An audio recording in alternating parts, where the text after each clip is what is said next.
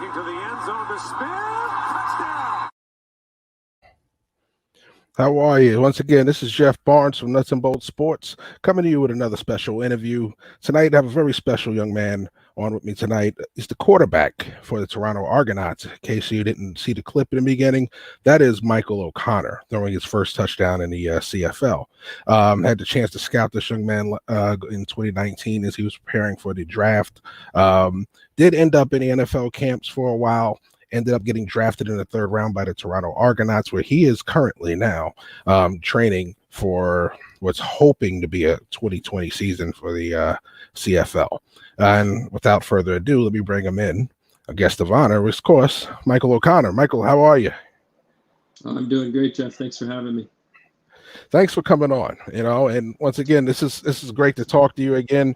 I haven't seen you since you went north of the border. When you were still down here getting ready for the NFL draft, and you didn't get drafted, which I know was disappointing to a lot of guys when the NFL doesn't call your name. But you did happen to end up with the Seahawks in rookie camp. Tell me about how that experience helped you going forward. Yeah, that was a great experience, right? Like you say, everyone that's playing college football wants to get drafted into the NFL. So, of course, that's disappointing. But at the same time, I got an opportunity, and that's all you can ask for, I believe, is an opportunity. And it was a great experience for me. Unfortunately, nothing came of it, but just to play with the Seahawks for a couple of days, learn from the coaches, see what it's like, playing professional ball in the NFL was a great experience, and I'll definitely I'll keep that with me for a long time, and then taking that forward into spending time with the Argos as well. It kind of just showed me what it's like to play pro ball, and kind of got me mentally ready, prepared for my time in Toronto, and it was, like I say, it's a great experience and something I'll remember always. And unfortunately, nothing came of it, but like I say, I got an opportunity, and at the end of the day, I can live with myself, because shoot, a lot of people try to play in the NFL, and I got a taste, but hopefully more in the future. But I had a great time in Toronto, and I'm just very fortunate to still be able to play professional football. Absolutely. And in case there's a lot of people that I don't know, Michael, Canadian born originally, correct? Because I always tend to get that part. Okay, yeah. So he was born in Canada. He did end up in the States. He played high school football down here. Ended up in my backyard of Florida down here at IMG Academy in Bradenton. Did go on at Penn State and Vanderbilt before going and playing the rest of his college ball at British Columbia. Won a national championship up there. All right, so he's very familiar with the Canadian game, which is one reason why the Argonauts drafted him in the third round. So tell us about that experience, to hear your name called third round in your home country to play football. Mm-hmm. No, that was great. I mean, well, first off, I was in Seahawks camp on the night of the draft of the CFL draft. So I'm in the rookie mini camp, the first meeting. My phone's on silent, obviously, and obviously locked in, right, trying to make the Seahawks. But in the back of my mind, I'm kind of curious, like, I wonder what's going on in the draft and whatnot, and I'm just a little bit antsy. So we leave the meeting and get back to the hotel that night, and then I turn my phone on and I see Argos drafted me, and it was very exciting, because that's a lot of hard work that's coming to fruition, even though it's, I'm kind of back at the bottom, and I need to climb back up. That's how I see it. But at the same time, I do think you need to take some time to enjoy those moments, right? Because you only get drafted once in your life, right? So that was very exciting. And to be honest, I wasn't expecting Toronto to draft me at all. Just based off the pre-draft process, it's different for every team. So sometimes you might be thinking this team or that team, but you never know. So I was just very excited when I heard Toronto take me. I'm from Ottawa, so it's only 4 hours down the road. So my family was able to come to a lot of games and spend some time at home, which I've been on the road for a long time playing in the States. So that was nice. And it was a great time. Obviously, the season didn't turn out how we wanted it to, but I had a great time, learned a lot, and I'm looking forward to what the future holds. Wonderful. And I know things everywhere in the sports world are haywire when it comes to COVID-19. You know, tell us exactly where you guys are as far as things up there north of the border when it comes to the CFL. Oh, sure. So we're currently looking at a potential 6-game season. We regularly play 18 games, so it'd be a third season, and then an 18 playoff, basically quarterfinals, semis, finals.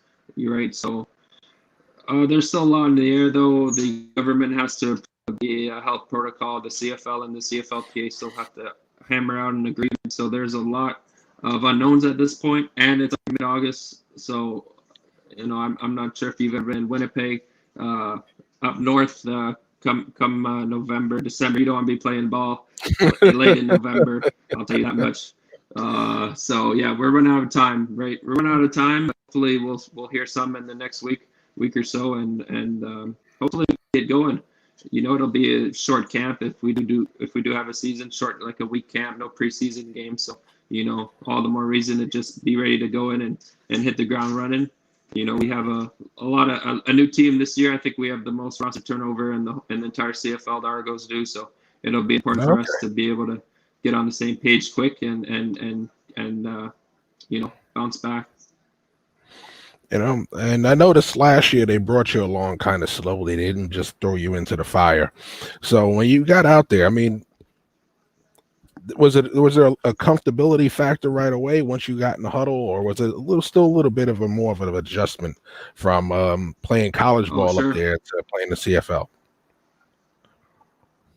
I'd say I was able to play in the last 2 games. So I'd say first game, I was definitely nervous. I can't lie. I mean, it's just I don't know. It's an exciting time, but you also, I mean, I prepare. I prepare with the best of them. So I was ready mentally, physically as well. But you're always nervous, right? You never know what can happen. But I got that first touchdown, which was great.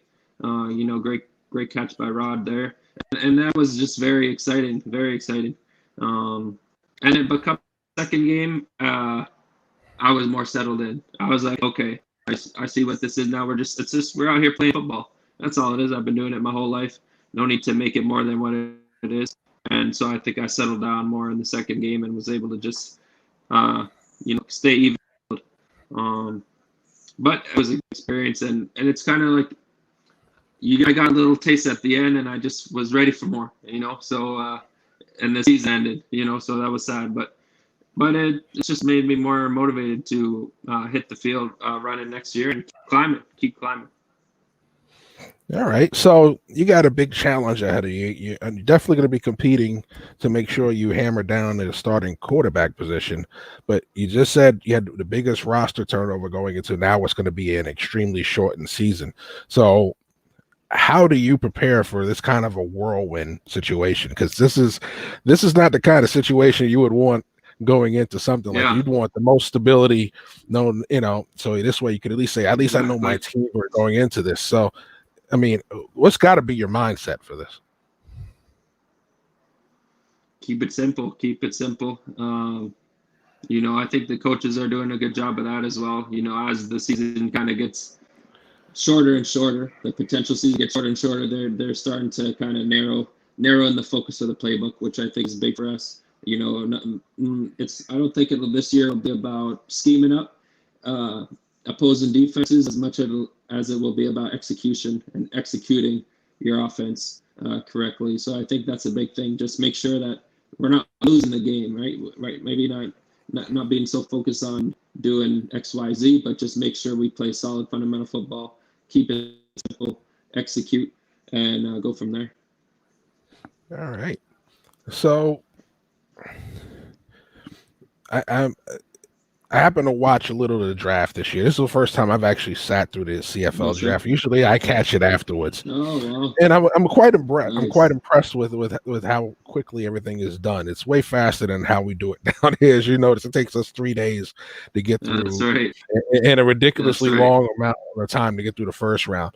But and you said the one thing that you kind of feel bad about was that you were in a meeting, in Seattle when all this was going down. So they kind of took the excitement out of it for you, So, this situation is now you're there. Sorry, that's all right. It's quarantine. These things happen. So, that's right. This situation now, you can't go backwards. But overall, I mean, you walk into camp. What was your experience walking in because they already had a veteran quarterback there? What was your experience walking in as the new young guy that everybody was looking at? Oh man, I mean the way I would put it is, as a rookie, you want to gain, and as a rookie quarterback especially, first you want to gain the respect of your teammates. And how do you do that? You put your head down. You go to work every day. You get there, you stay late. You make sure you're in the playbook. You're in the weight room. You're staying late after practice. Relationships with your teammates. Just doing all that, and then once I have the respect of my teammates, then maybe I can be a little bit more demanding and let them know. Because as a quarterback, you need to demand out of your teammates a lot, right? So just being able to have their respect was big for me. Get the respect of my teammates. And then go from there. Gotcha. When I interviewed you back at IMG before the draft, I was blown away because, I had seen on film how intelligent you were, but when you were able to throw a lot of things back at me quickly, it was one of the most impressive things because you don't get a lot of quarterbacks that have that ability. Some guys, they look at it, they'll forget something here, they'll forget something here. And the fact there was a certain read that I left out on that goal line that you picked up right away, and right there it said this kid's a special talent, and it's a shame that it didn't work out for you south of the border before, but I have no doubt that eventually you may end up back down here again. So I would look forward to seeing you back down here. Right. But That's right. But anything else? I want to give you a chance to tell people how to follow you on social media. This is somebody you should be following. They should be following. So by all means, tell them how to follow you. Oh, sure. You can follow me on Instagram at Michael O'Connor. I'm also on Twitter at the True QB. And give me a follow. I'd love to touch base and get football. So anything you got for me, I'm game. All right. Well, I look forward to seeing, hopefully, if you guys get this season kicked off, because I know, like you said, November, October up there is quite rough. But I hope you guys get it in before, before it drops exponentially.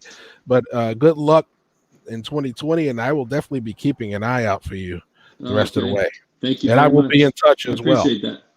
All right. Okay, that's great. Thank you very much. Thanks again. Take care and have a good night. Oh, will do. Bye. All right. So once again, that was Michael O'Connor of the Toronto Argonauts, and stay tuned for more content coming from Nuts and Bolts Sports. Also, once again, Wednesday nights, 9:00, no huddle necessary, live here on the Nuts and Bolts Sports Network. This has been Jeff Barnes with another Nuts and Bolts Sports exclusive.